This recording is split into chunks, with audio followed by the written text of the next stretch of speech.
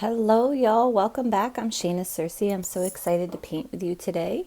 Today we are going to do another page in our watercolor journals. This is day 91, I believe.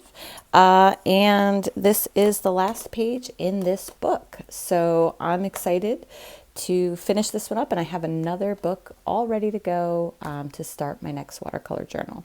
Maybe we'll do a little recap in the next video of what we've done, and we're almost to video 100 or day 100, which is crazy to me. When I started this, I was like, I'm going to do 365 of these, and I never thought I'd make it to 100. So thanks for sticking with me. For those of you who have been here along the journey, if you're new to the channel, go check out the Watercolor Journal Ideas playlist. There's 90 other videos waiting for you to get some ideas for your watercolor journaling. All right, so today we're going to keep it simple. I'm going to use just 3 colors, but we're going to make lots of colors from them. I am using a 6x9. This is a 6x9 watercolor journal. This is a Bauhong 140-pound cold press, 100% cotton journal. These are my favorite.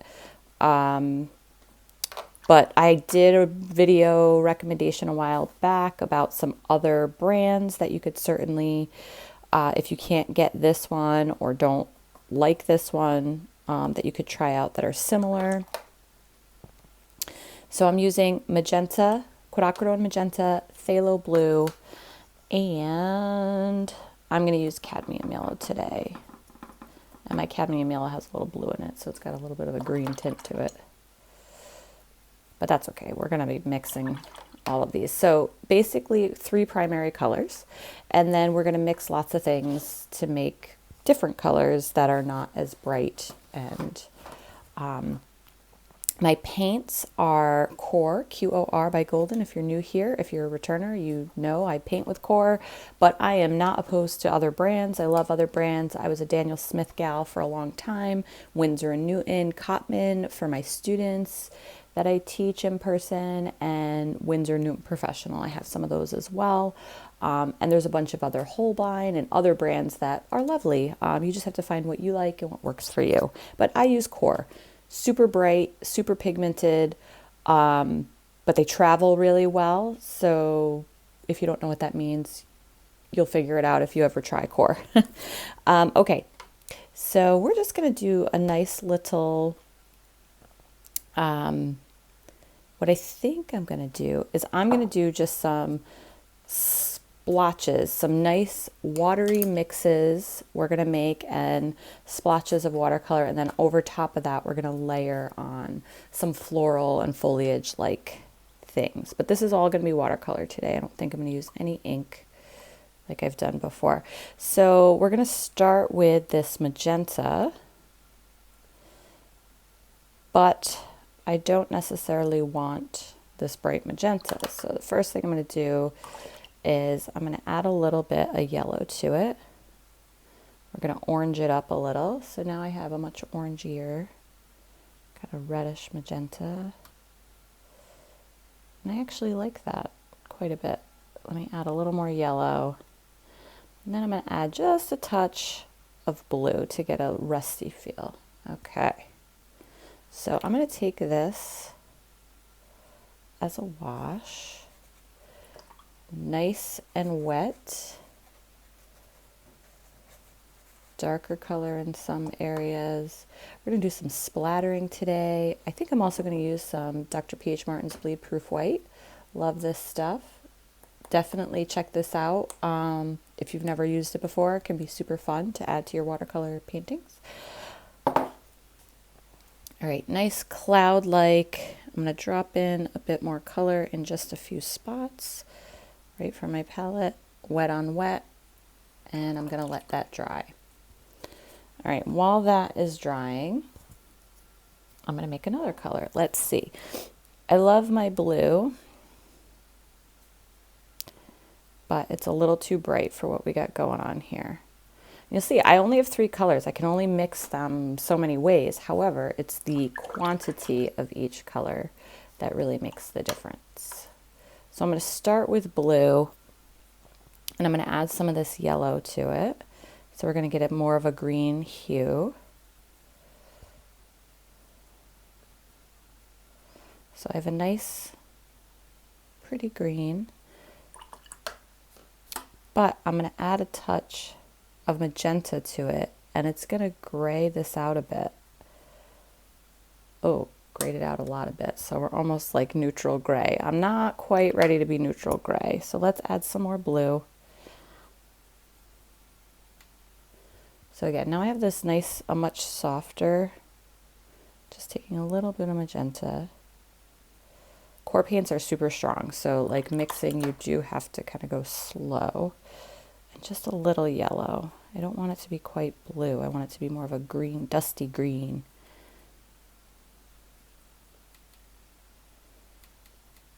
There we go. I think that's better. Maybe a little bit more yellow. There we go. A little bit more blue. Okay. Because I have to remember, I'm going to be putting on layers of foliage of some kind, which are going to be a brighter, kind of stronger green, but I don't want things to be too green in the background. All right, so this is still drying.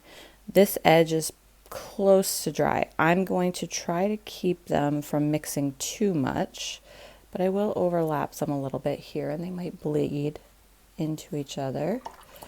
All right, rinsing my brush off almost all the way, just adding water to what's there. Keeping my edges nice and organic. Don't want any harsh lines. And then same thing, drop in a little more color. Sorry, I have to make that all over again. There we go. I just took up all of the yellow, but basically I made it the same way. Drop in a little bit in a few spots. I'm trying to keep the color kind of towards the edges. I'm going to do most of my design in the middle. I want it to really pop. So the darker color is what I mean. All right, so we have these nice natural colors. They're really soft. Let's put something up in this kind of section, and then we'll let it all dry and put our design on top. And you can see we did let it overlap here. There is some bleeding and blending, which is great, but it's soft, it's subtle. All right, I actually kind of like this purpley blue. Let's see, magenta and phthalo. Make this nice bluish purple. So this is just phthalo and magenta, phthalo blue and magenta. I'm trying to decide which way I want it to swing. So we have like a warm, a cool green. I guess this would be good, but I'm going to add the tiniest bit of yellow, which is going to gray it out a little bit. I don't want it to be super bright. I want it to be a little bit more neutral. All right, add a lot of water. Yeah, that works. Because I don't want one to overpower the others, so.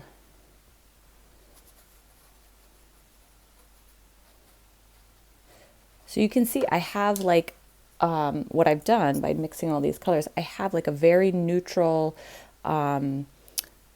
desaturated, so it's not as bright of a color as you could get by mixing them, version of my secondary colors. So purple, orange, and green, but they're very kind of desaturated. They don't have as much pigment or brightness to them. They are more neutral in nature, like towards the center of the color spectrum and the grayscale. To add a little bit of darker color around the edge here.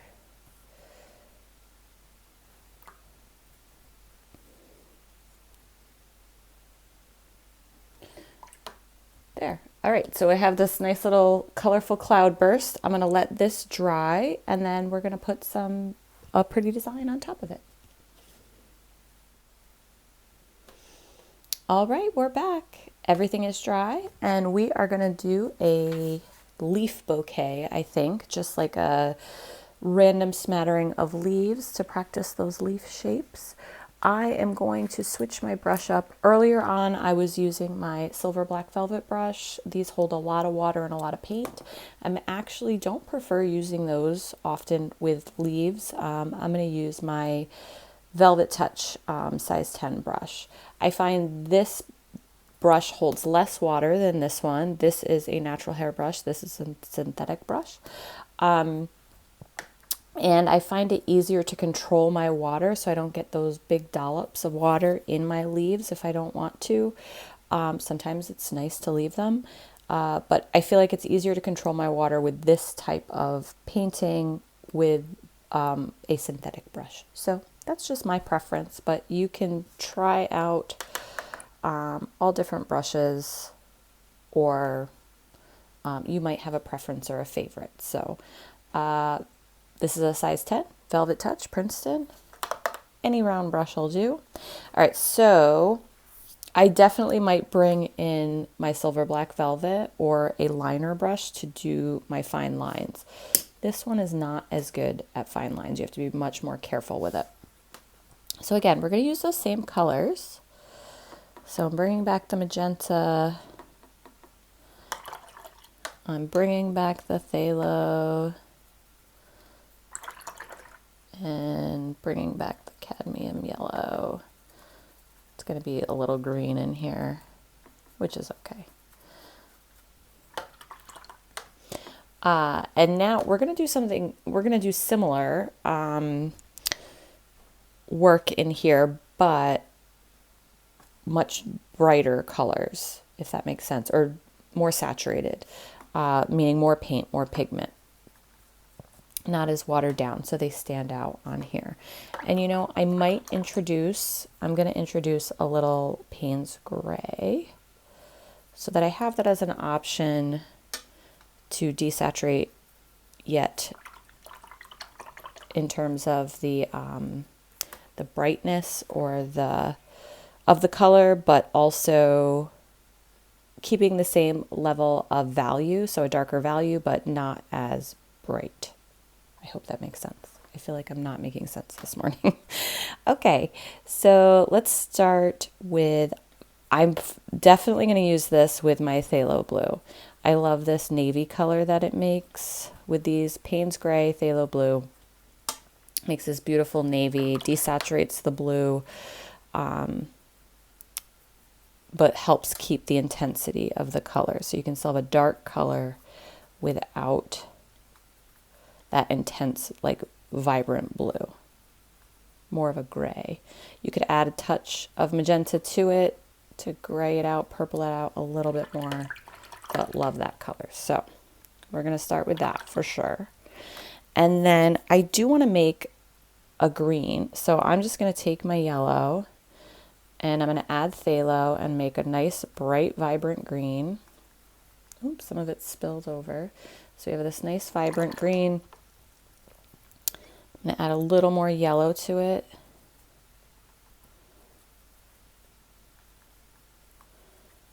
And then I could certainly add more water to lighten it, but also a little Payne's gray, again, to desaturate it a little bit, to give it more of an olivey color. There we go. And then with my magenta, what are we going to do with you? I kind of want to just make you more purple. So just a little phthalo blue in my magenta, and these are the color leaves that we're going to work with, I think. All right, I'm going to start with blue. And I'm going to mix and match these as I go, and maybe drop in color. You want a nice juicy brush. So just making leaf shapes. I'm going to definitely add some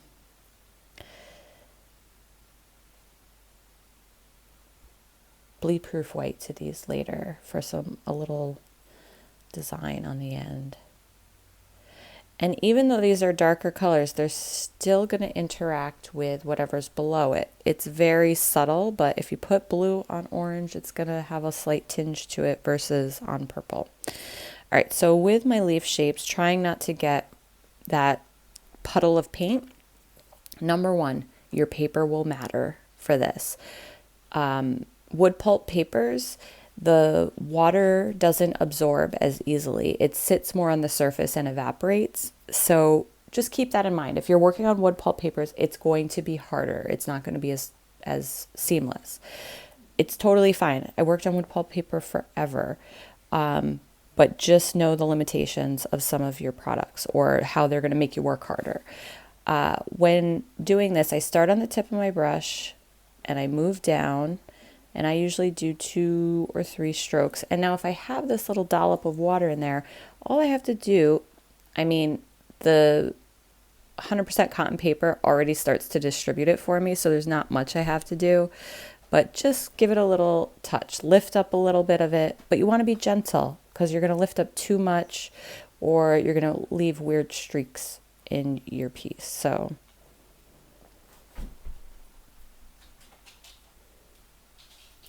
not having too much, finding that balance. So this one I didn't have to do anything. It's a much lighter one, but it doesn't have as much paint or pigment on it. So finding that balance of how much you have in your brush. Now that's why I like this brush, because if I was using this one, there'd be a lot more paint and pigment falling out because it holds more. I would have to work a little harder. So it's finding the right tools. So that one, I just wiped off my brush. Again, the 100% cotton paper helps distribute it really nicely, even though there was a little puddle there, but just pick up that little bit on the end. There we go. All right, let's switch to some other colors. And start layering them. I'm going to let some of them touch and bleed into each other. Oh, I don't like the shape of this one. Let's fix that.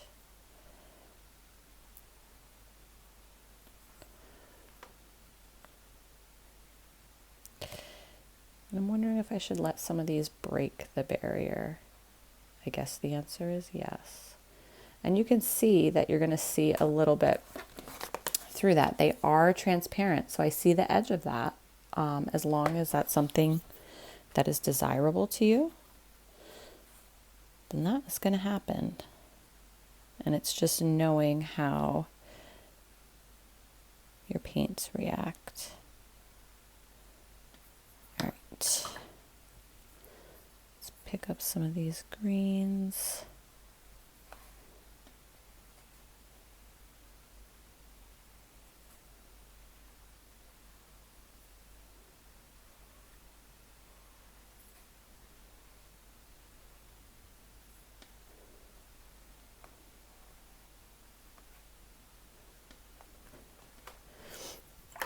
I'm going to start to connect these a bit.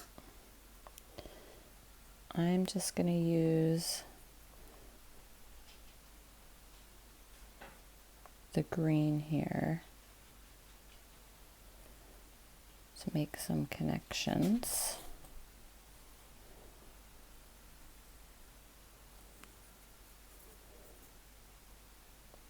And I didn't switch to my silver black velvet brush. I picked up another Princeton brush. I'm going to switch to silver black velvet.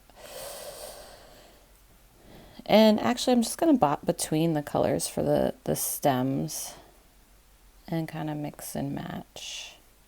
When I do, if the leaves are still wet and I touch them, it is going to bleed into them. So just keep that in mind. You can wait till your leaves are dry if you don't want any of that bleeding to occur.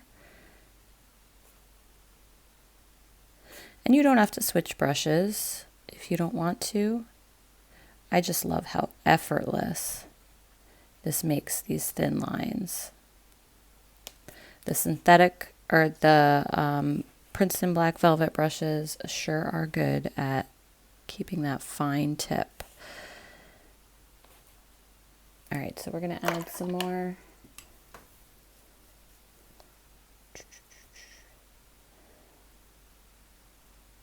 And I might do a little splatter. Let's go back to blue.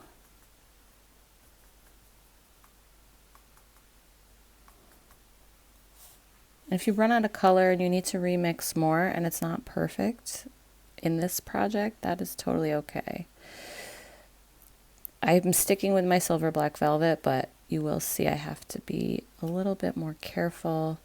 And also the shape becomes a little different and a little more challenging sometimes.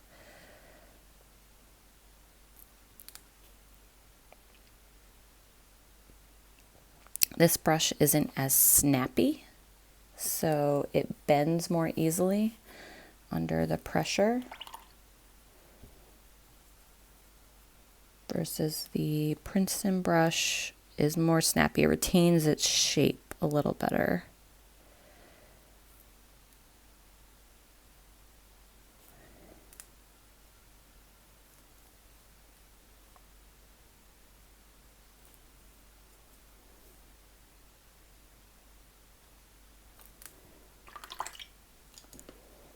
All right, we're gonna do a little splatter for funsies. Actually, no, I'm not gonna do splatter yet. I'm gonna do, let this dry. I'm gonna add in some details with my bleed proof white. All right, so if you have a heat tool, that's great. You can use it to make your thing dry. I have one, or if you have a hair dryer, you can use that as well. Just keep it on the lowest velocity, highest heat. I'm gonna dry mine and then keep going. All right, we're back. It's all dry. I'm gonna add in a few more, because I can't help myself, a few more leaves right on top that are gonna be super dark. So I just took those same colors, just added a lot more paint, less water. Okay.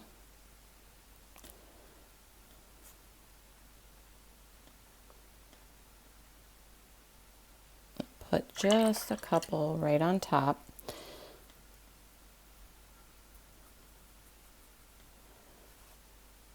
There were a few areas that got a little murky that I just wanted to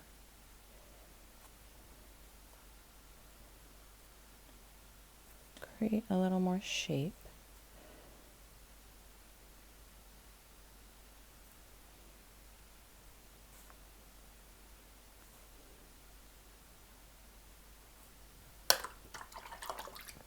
Let's do one green.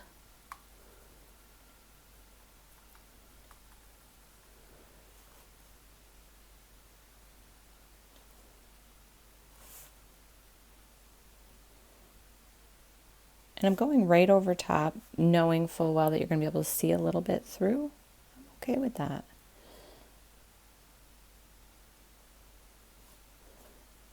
A few.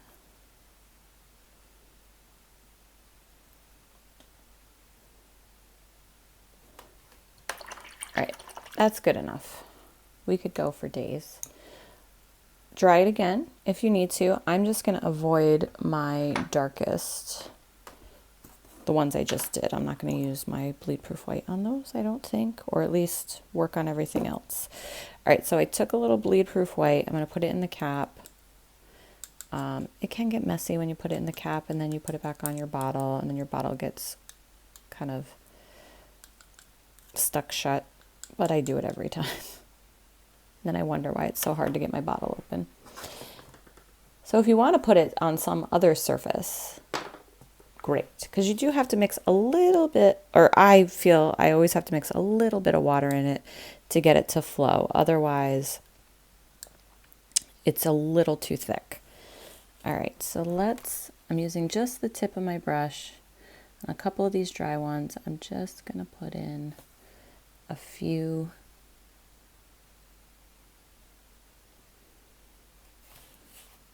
Let's see, I'm going to find a purple one.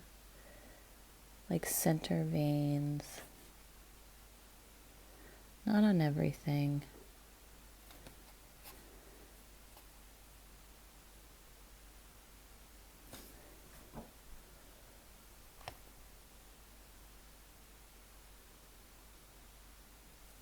And then you can also decide, like, do you want to do some that are a little more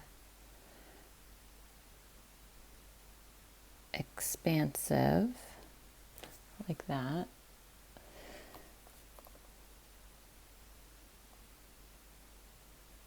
just maybe like 3 of these.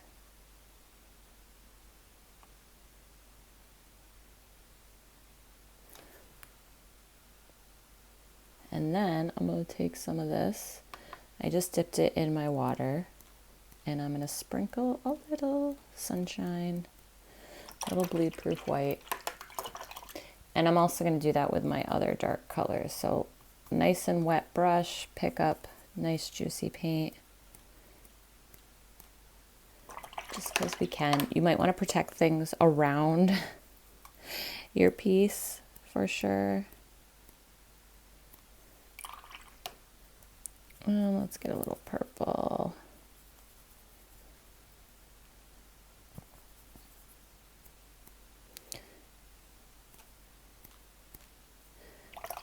And I'm also just going to take some water and splatter it on. It's going to interact with the splatters that are already there, make them bleed a little. I should have let my bleed proof white dry first completely. It's okay. This is just a watercolor journal piece, but it was so much fun. I love the colors. The one thing I wish I did, let's see. So this warm color here seems a little out of place because I never chose a warmer color for the leaves. So that is something I would change. I would probably pick something that was a little bit warmer, that had more of a magenta yellow tone to it. But overall, I still love it. So I hope you enjoyed painting with me today. Thank you so much for joining me. Day 91. I hope it's day 91 because I can't edit that part out. So I think it's day 91 or very close to it.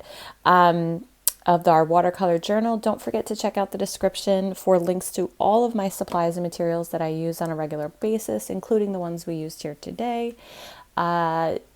Like the video, share with a friend, subscribe to the channel, leave a comment. I love to hear from it all, and I so appreciate all of your support for those of you who come back time and again. So happy painting, y'all. See you very soon.